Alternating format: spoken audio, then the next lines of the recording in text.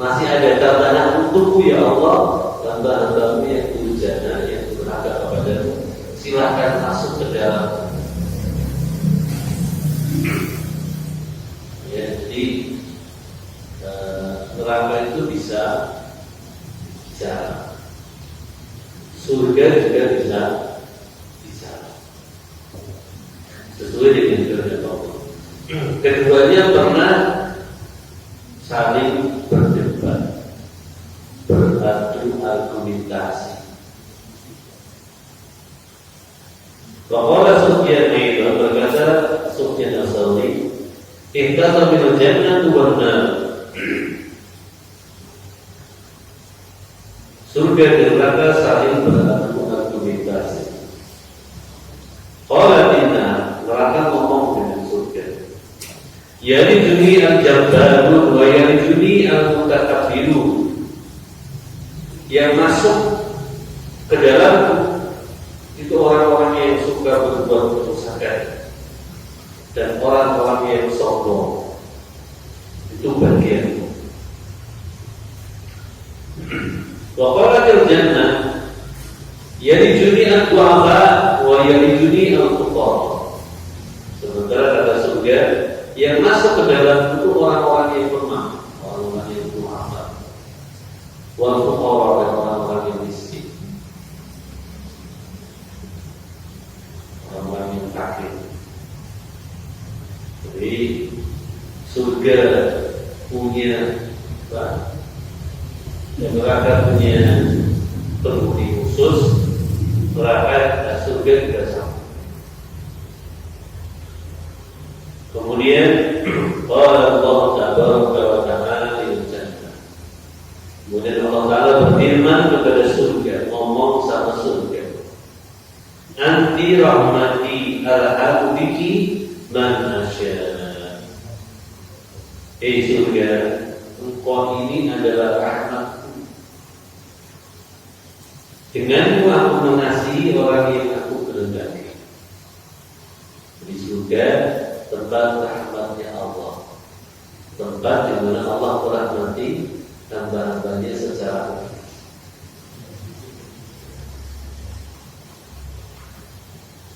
Kemudian Allah Ta'ala berfirman, berkata kepada neraka, anti adabi, engkau adalah azabku. Mu'adzibu biki man asya, aku mengajar denganmu orang-orang yang aku kehendaki. Wa likulli wahidatin minkuma milkuha, setiap kalian punya penghuninya masing-masing. Ya.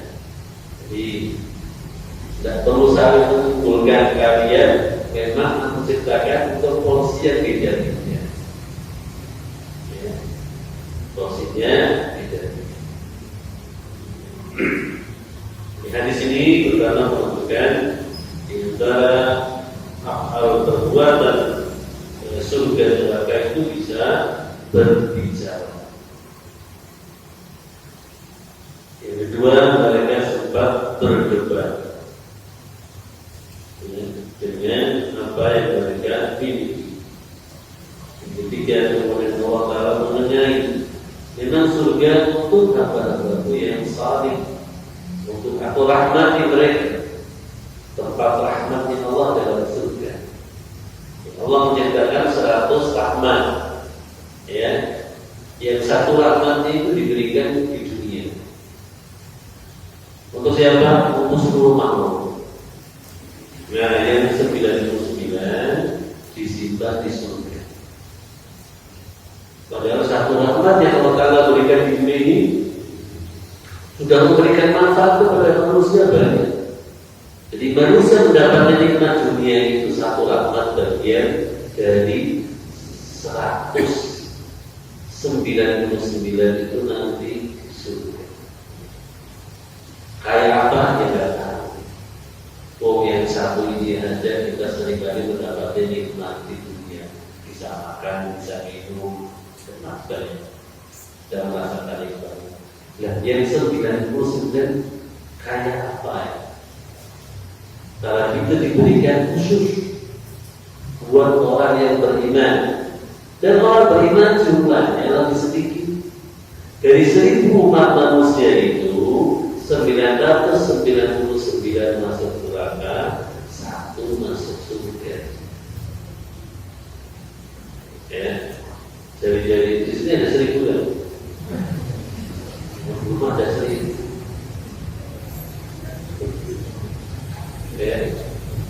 Dari 1000 orang itu 999 menjadi penghuni surga, menjadi penghuni neraka. Hanya 1 yang masuk dalam surga. Di sini sudah ada 1000 belum ada.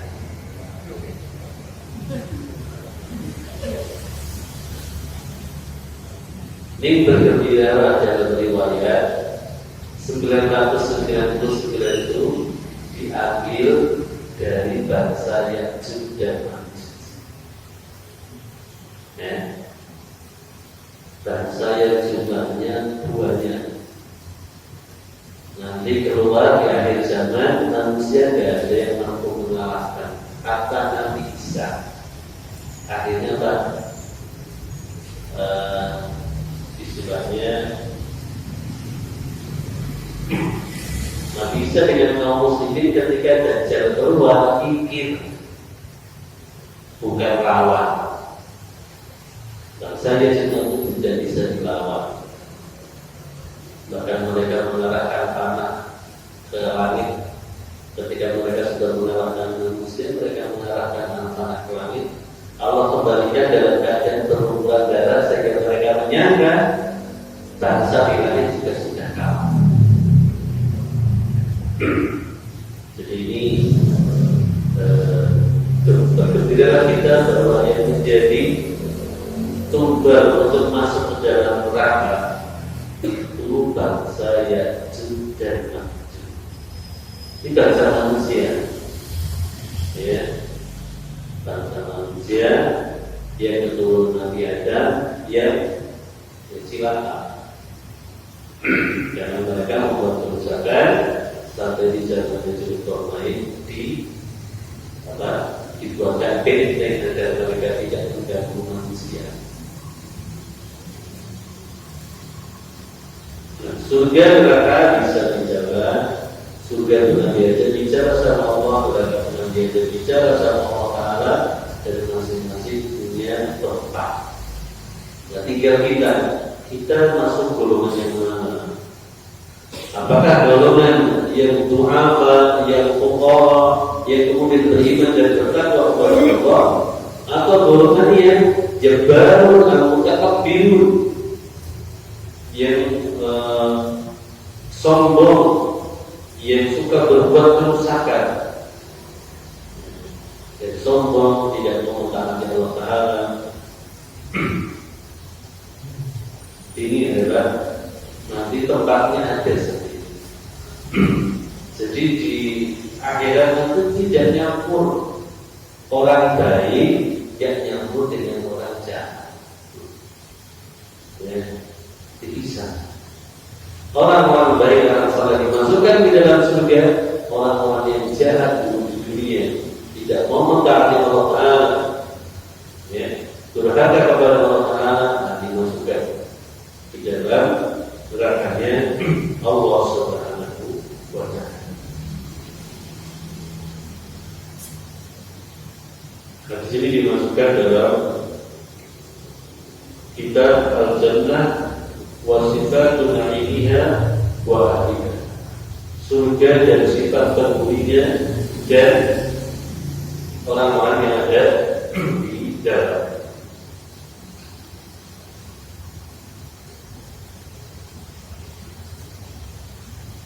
Kemudian hadis berikutnya dari Abi Salamah Ibni Abdul Rahman qala lam yakun ashabu Rasulillah sallallahu alaihi wasallam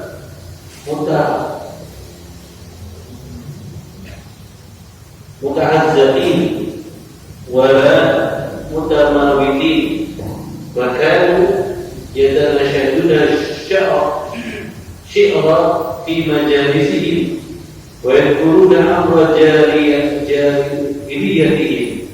فإذا أريد أن أحد منهم على شيء من أمر الله dar hamaliku ainaihi ka'annahu majnun.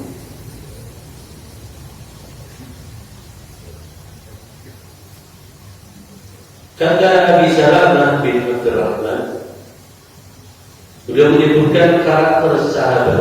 Tidaklah para sahabat itu orang-orang yang suka bergerombol, dalam artian bergerombol untuk melakukan kemaksiatan, dan bukan pula orang yang suka berpura-pura mati, maksudnya bermalas-malasan. Jadi para sahabat itu orang-orang yang bukan tipikal bermalas-malasan. Mereka orang-orang yang senang bekerja untuk dunia maupun akhirat. Wa yadhkuruna amra jahiliyatihim, dan mereka seringkali mengingat ketika masa-masa mereka masih jahiliyah, sehingga ada dalam mereka beringat dengan masa lalu yang kelam, dan bersyukur kepada Allah atas kitab Islam. Itu para sahabat. Jadi setelah berada dengan Nabi Muhammad, terkadang ketika duduk-duduk kadang ingat masa lalu. Ya, Umar bin Khattab kadang-kadang menangis, ingat dulu pernah menyembelih, membunuh anak, ya, perempuan hidup-hidup, ya. Karena waktu itu tradisinya begitu. Lagi anak perempuan itu wajahnya merah malu, maka dikubur hidup-hidup kalau bajunya perempuan. Umar masih teringat masa-masa itu, maka kemudian menangis. Masa-masa, dan juga sahabat-sahabatnya kan juga begitu. Ingat ketika masa-masa kelam, masa-masa penuh dengan kedurhakaan kepada Allah Taala sebelum datangnya Islam. Fa'idha urida ahadun minhum ala syai'in min amrillah, dan mereka itu kalau diperintah dengan sesuatu dari perintah-perintah Allah, dan hamaliku ainaihi, maka mereka menunjukkan, ya, dengan penuh perhatian, ya, seolah matanya orang-orang yang kemudian mendapati perintah itu bersegera terhadap apa yang Allah Ta'ala perintahkan. Yusari'u fil khairat. Jadi mereka orang-orang yang kalau sudah urusannya mendapatkan perintah itu bersegera melaksanakan perintah dari Allah Ta'ala. Ini keadaan para sahabat yang kemudian mereka wa kullu wa'adallahu husna. Banyak di kalangan para sahabat yang menjadi masuk ke dalam surga. Ya, karena karakter yang baik yang ada pada mereka setelah mereka hidup dalam naungan Islam. Kemudian terakhir dalam bab ini Imam Bukhari mengambil sebuah hadis.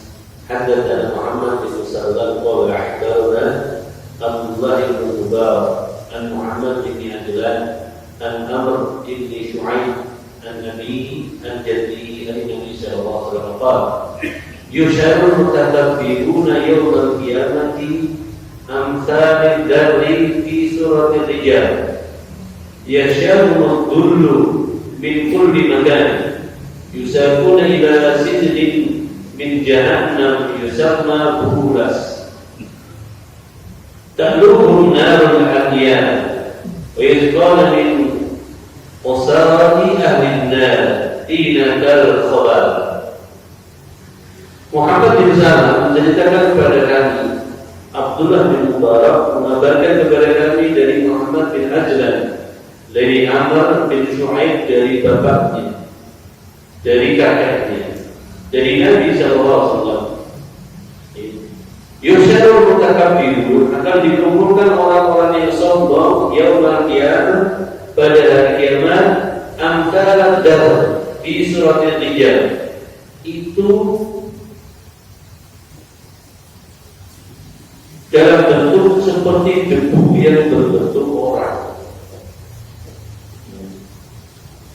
Jadi debu kan kecil, tapi berbentuk orang. Ini untuk penghinaan mereka, dunia merasa besar, sombong. Itu ketika saat nanti di akhirat dijadikan orang kecil. Ya. Bahkan sekecil debu berbentuk manusia. Itulah Allah mengingatkan al-mutakabbirun, orang yang suka sombong di dunia. Yasyaru mundurlu min kulli makan. Mereka kan dinaungi kehinaan dari segala penjuru. Ya. Orang punya keluarganya besar tiba-tiba jadi kecil, diguyu orang yang dulunya merasa hebat tiba-tiba kemudian kehebatannya hilang, diketawain, dihina orang. Ya Allah menghinakan mereka, dijadikan mereka seperti debu yang berbentuk orang, lalu orang-orang yang ada sekelilingnya akhirnya menghina dengan keadaannya. Ya. Kemudian yusafuna ila sidrin min jahannam yusamma bulas. Lalu dia digiring menuju sebuah penjara di dalam neraka yang namanya bulas. Di bulas itu nama satu tempat penjara yang ada di neraka untuk orang-orang yang sombong. Taklumul nama dia, mereka merasakan panas seperti air yang mendidih. Wa yusqawna min usarati ahlina. Lalu mereka diberikan minuman dari inadar khobar, keringat penghuni neraka. Keringat itu baunya luar biasa, apalagi keringatnya penghuni neraka. Keringat penghuni surga itu kan baunya harum. Ya. Keringat penghuni surga itu baunya harum. Jadi ketika orang berada dalam surga, menikmati surga, makan minum tidak ada yang keluar berupa kotoran. Ya, makan terserah menjadi sempurna. Ya, kemudian keluar hanya berupa keringat. Ini keringatnya harum. Ya, jadi kalau orang jauh dari dosa, itu biasanya keringatnya juga jauh dari baru. Makanya Nabi SAW itu keringatnya baunya harum. Ya, karena kesolehan. Dan nanti di surga, para penghuni surga semuanya hatinya baik semua. Jadi penghuni surga itu wajahnya setampan Nabi Yusuf, hatinya seperti Nabi Muhammad SAW. Ya, jadi penghuni surga itu wajah-wajah rupawan mereka seperti Nabi Yusuf, hati-hati mereka arahnya seperti hati Nabi Muhammad SAW. Itu penghuni surga. Sementara penghuni neraka, mereka tetap dalam keburukan. Ya, penghuni neraka tetap dalam keburukan, di dalam neraka mereka saling mencaci. Terhadap orang-orang yang sama-sama neraka, itu mereka saling mencaci gara-gara saya ketemu kamu, jangan ngaji melu ngaji. Gara-gara kamu mengajak saya kesini yang saya tidak hanya mentaati Allah Taala. Dia bersama. Dulu kalau saya tidak mengikuti kamu, saya ikut ngaji, ikut menghadiri majelis ilmu, banyak ngaji segala macam. Nah dia malah minta ya Allah gara-gara dia itu tolong dia disiksa lebih keras daripada saya. Nah, yang diminta gara-gara salahku di luar aku yang berjaga, aku yang bilang. Wis bodoh yang lapor itu dinikmati bareng. Ya. Jadi di akhirat nanti penghuni neraka itu ya sekarang tanya istri itu nggak berubah. Ya, nggak berubah, melaknat satu dengan yang lain. Penghuni surga nggak ada yang saling melaknat, nggak ada yang saling melaknat. Apalagi begitu masuk kan mereka dikasih ucapan selamat. Assalamualaikum bima sabartum. Keselamatan atas kalian dengan sebab kalian sabar dulu di dunia untuk mentaati Allah Taala, sabar kalian meninggalkan larangan Allah, kalian sabar, selamat, silakan kalian. Tapi kemudian dulu ada benar rasain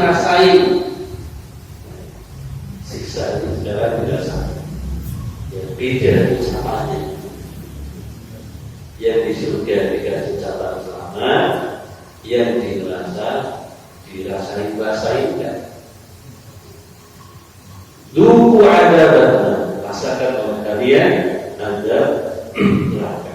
Bahkan bagi orang-orang yang sombong, maka dia dimasukkan ke dalam sebuah tempat yang namanya bulas, dikasih minuman yang mendidih, ya, dari air perasan keringatnya penghuni neraka. Naudzubillah minzalik. Ini keunggulan orang-orang sombong. Ya, Allah Taala kemudian hinakan mereka di yaumul kiamat akibat kesombongan. Padahal sombong itu di Allah Taala diambil. Allah Taala murka pada mereka dan memberikan azab sedemikian. Berikutnya jemaah yang dirahmati Allah, kita masuk ke dalam yang lain tentang menolong orang yang didoakan.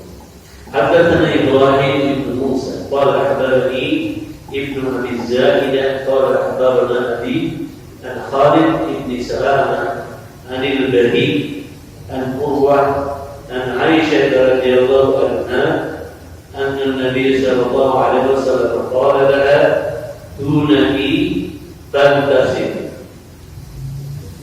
Menceritakan kepada kami, kata Muhammad bin Ismail al-Bukhari, Ibrahim bin Musa beliau berkata, mengabarkan kepadaku Ibnu Azizaidah, beliau berkata mengabarkan kepada kami ayahku itu Abi Zaidah dari Khalid bin Salamah dari Al-Bari dari Urwah. Urwah di sini Urwah bin Zubair. Ya. An Aisyah dari Aisyah ummul mukminin. Ya, karena Urwah ini adalah keponakannya Aisyah. Namanya Asma binti Abi Bakar.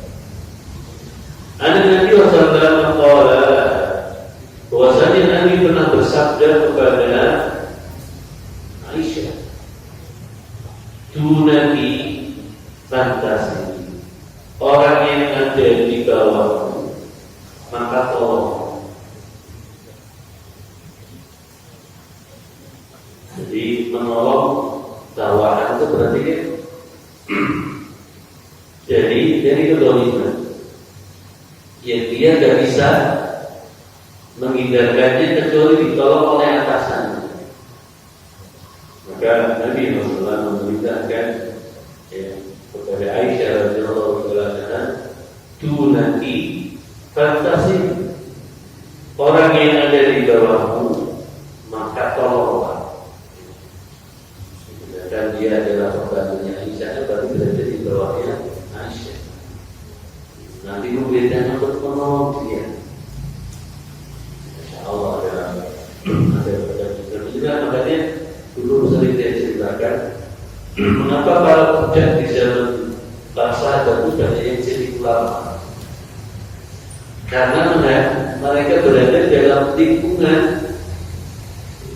lingkungan kenabian, melihat akhlak adab yang luar biasa dari tuan-tuannya. Dan tuannya juga luar biasa. Ketika melihat budaknya cerdas, itu dibebasin, kamu kalau bersama saya menjadi budak tidak berbeban, tapi kasih tidak perlu ilmu. Ketika melihat ada pada mereka para budak ini kelebihan, ya, seperti Hasan Al-Basri. Dengan dia orang tuanya budak, ya. Diketahui akan kecerdasannya, bebas silakan agar kamu bisa menuntut ilmu. Ada Ikrimah, ada Makhlul, ya.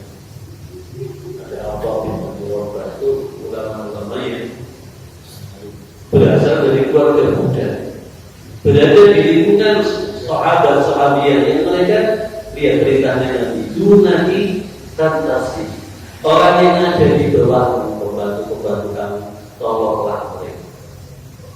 Dan mereka sudah hidupnya mungkin susah, banyak pekerjaan, suruh ditolong. Sama Nabi. Ini juga berlaku semua. Sahabiah yang lain yang mereka memiliki budak-budak mereka, maka mereka menolong mereka, membantu mereka. Asal dia dari demikian menjadikan muncul ulama-ulama di zaman saat ini itu dari kalangan budak. Ya, orang tuanya itu adalah budak yang bersama para sahabat, bersama para sahabiah. Jadi sana mereka belajar. Akhirnya jadi ulama.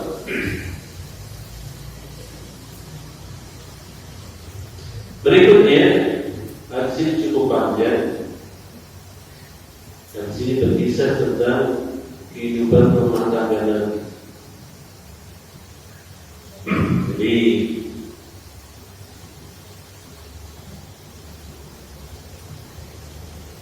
Fatimah, putri Nabi SAW, pernah dimintai tolong oleh istri-istri Nabi yang lain. Waktu itu Nabi sedang berada di tempatnya Aisyah. Ini jatah pilihannya di tempatnya Aisyah.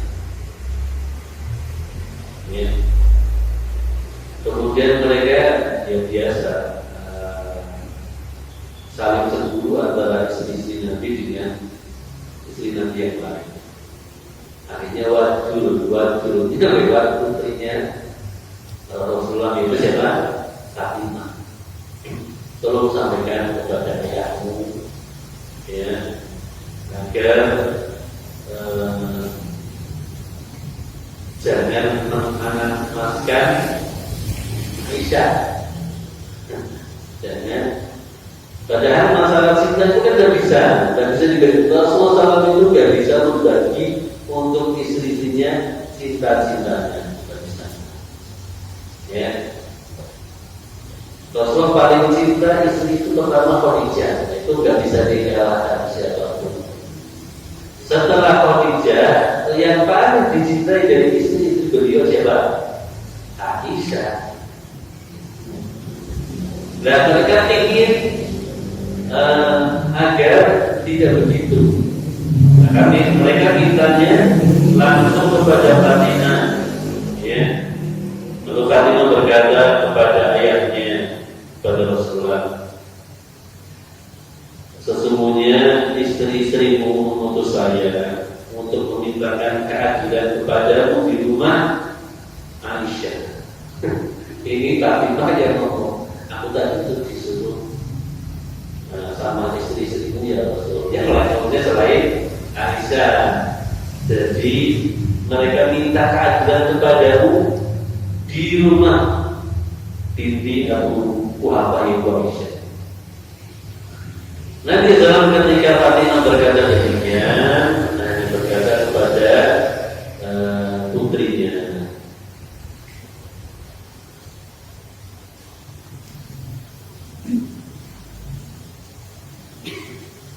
hai bunayya, atuhibbaina ma uhibbu. Wahai anakku, wahai anak perempuanku, bukankah engkau mencintai apa yang saya cintai? Itu jawabannya nanti. Bahkan iya, wahai anak, iya ya tentu saya akan mencintai yang dicintai ayah. Ya, kemudian kata Rasulullah, Fahabbani hadi, aku tuh senang sama ini. Nah, itu kan waktu di situ ini tuh maksudnya adalah Aisyah.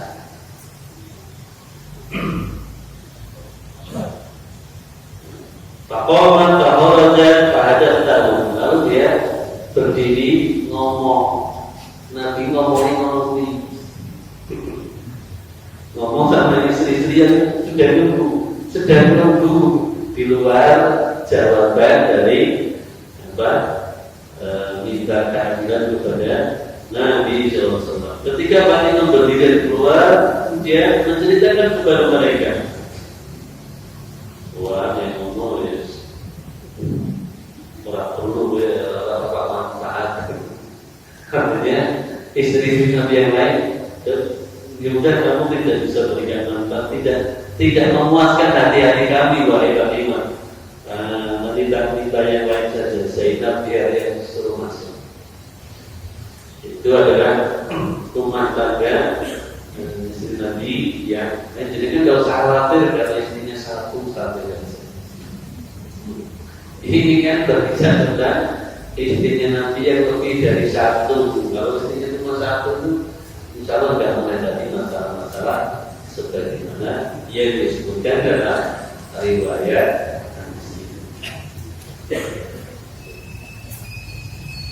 Intinya hadis ini terkait dengan minta tolongnya istri-istri Nabi melalui anaknya Nabi, itu Fatimah binti Rasulullah binti Muhammad. Kita isi dalam perkara yang dibutuhkan oleh mereka, jadi membantu. Dan dia kemudian menyampaikan hajatnya kepada Nabi Sallallahu Alaihi Wasallam, tapi kemudian Nabi menyampaikan keadaannya seperti apa. Kemudian ketika Zainab diberitakan, ya ini Nabi juga karena apa? Tidak ngomong seperti itu, mau langsung kepada Aisyahnya ada di sini kan jadi masalah. Kalau kemudian jawabannya, nggak pakai sengaja Aisyah, malah jadi ramai. Ya. Jadi itu tetap menjaga kondisi Aisyah dan tetap untuk memberikan pendidikan kepada istri-istri yang lain bahwa apa yang boleh dikehendaki dia tentu mereka. Lalu kemudian yang beberapa istri itu ada yang kemudian sempat pernah disertai seperti Hafsah. Di Hafsah di Umar itu pernah disertai. Kenapa? Hafsah itu dulunya janda lama. Janda lama yang kedua, dia punya karakter kayak Umar, keras. Sudah jadi janda lama, karakternya keras, diberi sama Nabi Sallallahu. Ya kadang-kadang kekerasannya muncul. Ya, Nabi pernah menceraikannya waktu kemudian beliau kembali. Nah, kisah-kisah lengkap bagaimana rumah tangga Nabi itu ada dalam sebuah kitab yang sebetulnya cukup bagus. Bagaimana problematika rumah tangga Nabi dalam sirah Nabawiyah itu masya Allah luar biasa. Bagaimana Nabi bersama para istri-istri beliau membangun kehidupan dengan berbagai macam problematikanya. Demikian jemaah yang dirahmati Allah yang bisa kita sampaikan pada kesempatan hari ini berkenaan bermanfaat terkait dengan terakhir perintah Nabi dan kasih. Orang-orang yang berada di bawahmu maka tolong. Subhanallah wa bihamdihi asyhadu an la ilaha illa anta astaghfiruka wa atubu ilaik. Wassalamualaikum warahmatullahi wabarakatuh.